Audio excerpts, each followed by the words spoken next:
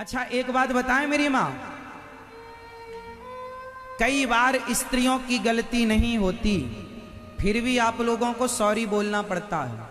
ये बात सही है या गलत है?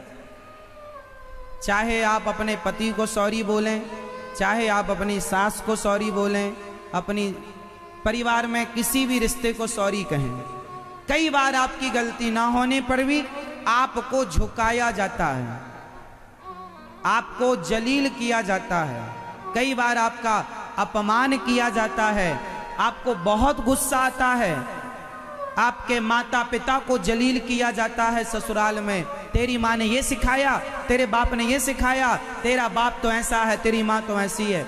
ऐसे ऐसे शब्दों को कई बार सुनना पड़ता है, सुनना पड़ता है। लेकिन एक बात बताऊं मेरी माँ, इन रिश्तों को बचाए रखने के लिए इसलिए मैंने कहा कि पुरुष से ज्यादा स्त्रियों का समझदार होना जरूरी है। गलती ना होने पर भी आपको सॉरी बोलना पड़ता है। अच्छा ये बताओ, मेरी गलती नहीं है फिर भी मैंने सॉरी कहा, तो ये मैंने सही किया कि गलत किया? जोर से, जोर से।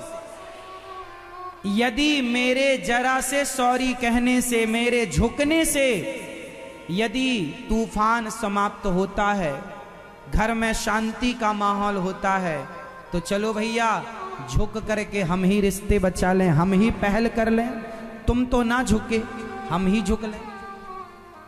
गलती ना होने पर भी जो व्यक्ति झुकता है, समझ लो कि वो सबसे ज्यादा समझदार होता है, जो झुक कर उसने अपने रिश्तों को बचाया। बाल्टी जब कुएं में उतरती है तो झुकती है, झुकती है तो भरती है। यदि ना झुके, बाल्टी बोले मैं क्यों झुकूं, तो पानी भर ही नहीं सकता उसमें। इसलिए झुकता वही है जिसमें जान होती है, अकड़ खास मुर्दे की पहचान होती है।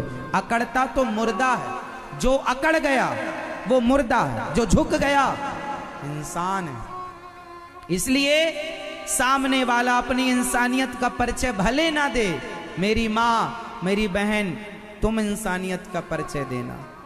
क्योंकि देख लो इस सत्संग में पुरुषों की भीड़ ज्यादा नहीं, स्त्रियों की भीड़ है। आज यदि ये धर्म, ये संस्कृति टिकी है तो पुरुषों के बल पर नहीं, स्त्रियों के बल पर। और हम उम्मीद भी पुरुषों से नहीं, आप माताओं से करते हैं कि आप अपने गृहस्थी को, अपने बच्चों को संस्कार आप देंगी, पुरुषों से ना होगा। अब पुरुषों से केवल दुकान चलाई जाएगी, काम होगा, वो तो घर के भगवान। हमारे देश में 95% घर ऐसे हैं जिस घर के भगवान स्त्रियों के भरोसे रहते हैं। महिलाएं नहवाएं, माताएं नहवाएं तो भगवान नहाएंगे, माताएं भोग लगाएं तो भगवान खाएंगे, वरना भगवान बिना नहाए भूखे बैठे रहेंगे।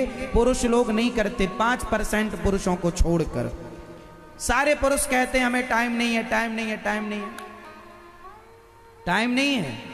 भगवान कहेंगे मुझे लगता है कि पुरुषों का भी काम धंधा पुरुषों के भाग्य से नहीं, माताओं के, स्त्रियों के भाग्य से चलता है, क्योंकि उनकी भक्ति पुरुषों से अधिक प्रबल है। हाँ या ना? स्त्रियां अपने भजन के बल से अपने पति को मौत के मुंह से निकाल कर ले आती हैं। सती सावित्री इसका उदाहरण। नारी चाहे तो कुछ भी कर सकती, इसलिए मैं आप लोगों से ज्यादा उम्मीद करूंगा। हाँ या ना? तो मेरी उम्मीद में खरा उतरिएगा।